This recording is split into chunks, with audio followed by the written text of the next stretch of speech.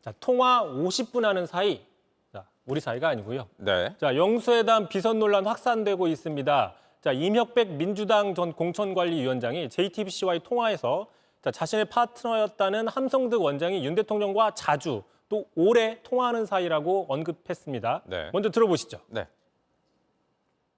시기에 몇 번씩 이렇게 통화했다는 거, 그러니까 그 대통령하고 상당히 시간을 많이 통화를 하신 것 같더라고요. 네. 나는 그런 게 없는데 어떤 때는 50분 막 이렇게 대통령이 통화를 많이 하시는가 봐.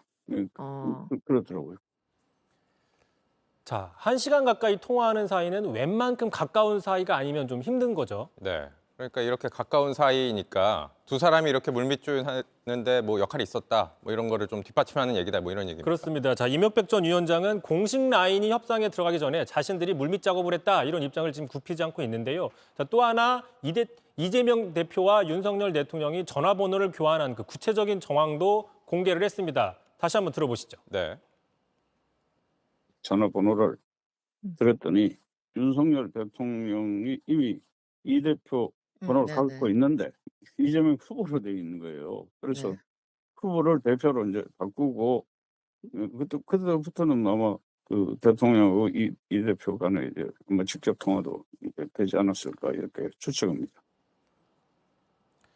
자, 그런데 지금 이재명 대표가 내일부터 한 일주일 정도 입원 치료에 들어갑니다. 자, 마침 오늘 오후에 윤 대통령이 직접 자신의 전화로 이재명 대표의 안부를 물었다, 이런 기사가 나왔습니다. 네. 자, 전화번호를 교환한 뒤에 한 라인을 개통한 게 아니냐, 이런 분석들이 나오고 있는 겁니다. 네. 뭐 지금도 들었지만 그런데 임혁백 교수나 뭐 함성득 원장이나 얘기한 것들이 좀 내밀하고 구체적이어서 이게 과연 정말 나온 얘기들일까 관심이 많은데, 뭐 대통령실이나 이재명 대표는 일단 부인하고 있잖아요. 그렇습니다. 말씀하신 것처럼 일단 이재명 대표 측에서는 오늘 공식적으로 비서실장 라인을 통해서 협의한 게 전부다라고 부인을 했습니다. 자, 이 대표 측에서도 임혁백 전 위원장은 메신저가 아니다, 내가 메신저다라고 얘기하는 사람이 너무 많다, 이렇게 부인을 했고요. 네. 자, 설사 이 두 사람이 메신저라 할지라도 자신들이 스스로 내가 메신저다, 셀프 공개하는 거는 그동안 정치에서 보지 못했던 상당히 이례적인 상황이기 때문에 네. 이런 상황 자체에 대한 비판도 나오고 있습니다. 자, 대표적으로 오늘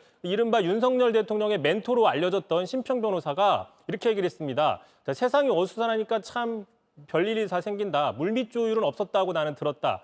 윤 대통령을 능멸하는 것이다. 상당히 비판을 했는데 네. 정작 지난달 말이었죠. 본인도 사실은 내가 영수회담 메신저 역할을 했다, 야당이 부탁을 해서라고 얘기를 본인도 했습니다. 역할을 했다. 자, 본인도 자기가 메신저 역할을 했다고 먼저 밝혔는데 다른 메신저가 나타났다고 하니까 또 이에 대해서는 비판을 하고 있는 셈이죠. 네. 참 역할을 했다고 주장하는 사람이 많네요. JTBC 뉴스를 시청해 주신 여러분 고맙습니다. 저희는 저녁 6시 50분 뉴스룸에서 뵙겠습니다.